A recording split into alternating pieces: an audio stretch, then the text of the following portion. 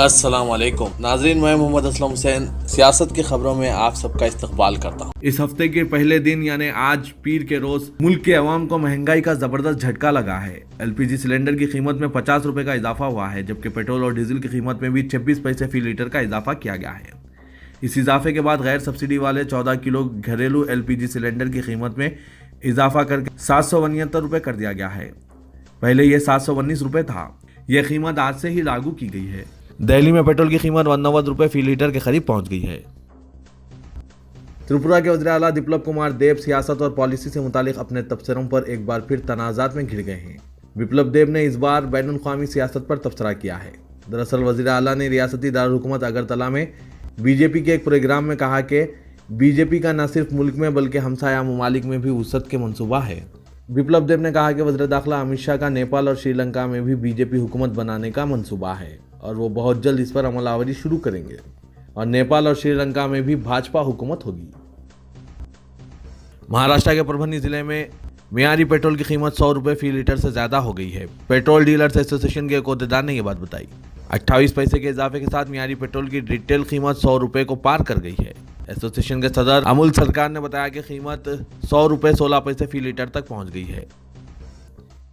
Congress leader Rahul Gandhi ने BJP और RSS पर आसाम को तकसीम करने का इल्ज़ाम लगाया और कहा कि इनकी पार्टी आसाम मुआहदे के हर उसूल का तहफ़्फ़ुज़ करेगी और मुजव्वदा असेंबली इंतखाबात में इख्तिदार पर आने की सूरत में सीए पर अमल होने नहीं देंगी।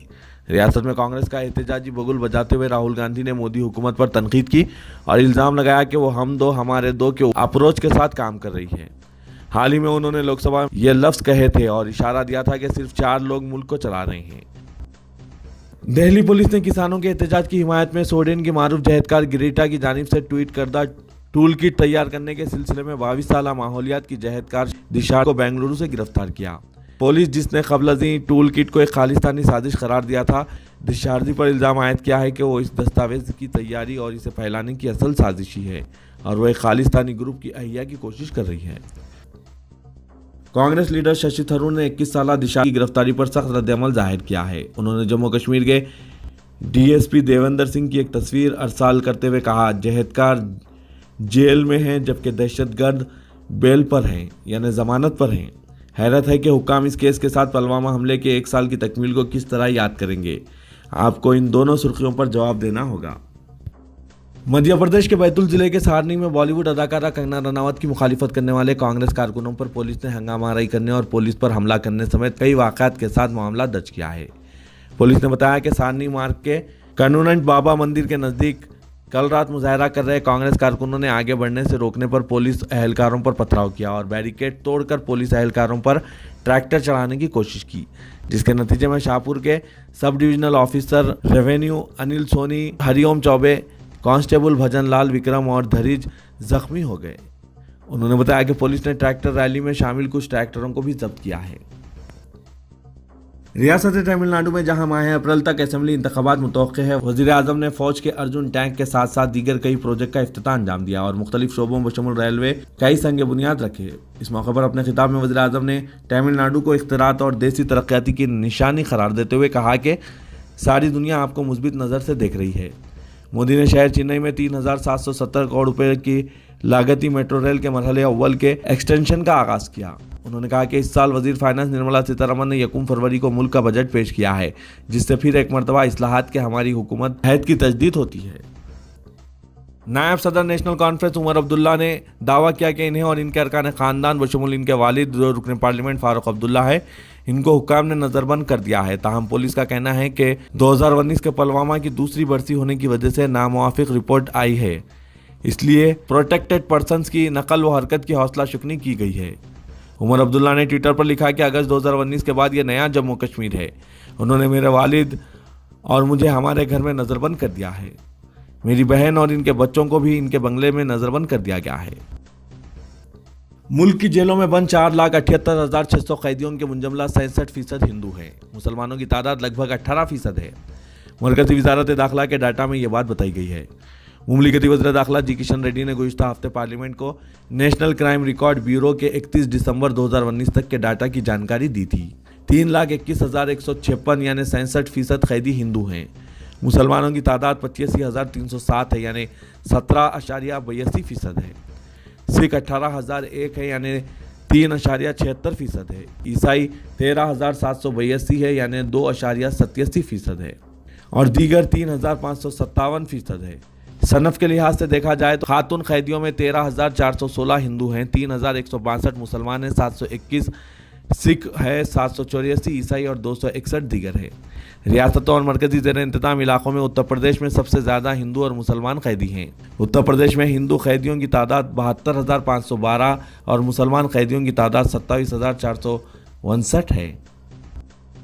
न्यूजीलैंड के सबसे बड़े शहर ऑकलैंड में 3 रोज़ा लॉकडाउन नाफिज करने का ऐलान किया गया है। यह फैसला 3 अफराद के कोरोना वायरस में मुब्तला होने के बाद किया गया। वज़ीर-ए-आज़म जेसिंडा आर्डर्न ने ऐलान किया है कि सरकर्दा कानून साजों के साथ मुनक़िदा एक इजलास के बाद ऑकलैंड में लॉकडाउन के निफाज का फैसला किया गया है, जो लेवल 3 होगा। उन्होंने कहा कि इस फैसले का मकसद मोहतात होना है और वबा की रोकथाम के लिए मोहतात रवैया अपनाना है। सऊदी वज़ारत दाखिला ने कोरोना वायरस के इंसदाद के लिए इख्तियार की गई सख्त हिफाजती तदाबीर में 20 दिन की तोसी का फैसला किया गया है। सऊदी प्रेस एजेंसी के मुताबिक वज़ारत दाखिला ने कहा कि मुल्क में कोरोना वायरस की शरह का जायजा लेने के बाद फैसला किया गया है कि मुआशरे की सलामती और साबिक़ा कोशिशों को ज़ाया होने से बचाने के लिए ज़रूरी है कि हिफाजती तदाबीर में मज़ीद तोसी की जाए। कोरोना के इंसदाद के लिए कायम कमेटी और वज़ारत सेहत की तरफ से मौसूल हुई रिपोर्ट के बाद ज़रूरी है कि इतवार रात 10 बजे से हिफाजती तदाबीर में मज़ीद 20 दिन का इजाफा किया गया है। इस तरह हिफाजती तदाबीर 30 दिन तक मुहित रहेंगे। तेलंगाना राष्ट्र समिति को हैदराबाद, रंगारेड्डी और महबूबनगर अजला पर मुश्तमिल ग्रेजुएट जुमरे की MLC नशिस्त के उम्मीदवार के लिए किसी नौजवान चेहरे की तलाश है।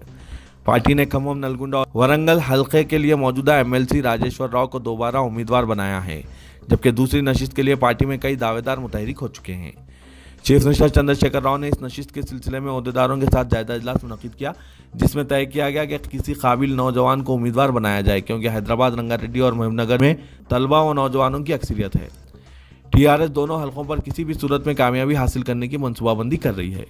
कांग्रेस ने साबिक वजीर G. चिन्ना रेड्डी को उम्मीदवार बनाया है, जबकि बीजेपी ने मौजूदा MLC N. रामचंद्र राव को दोबारा टिकट दिया है। बीजेपी इस हलके पर दोबारा कब्जा जमाने पर उम्मीद है, लेकिन TRS बीजेपी के कब्जे से इस नशिस्त को हासिल करना चाहती है।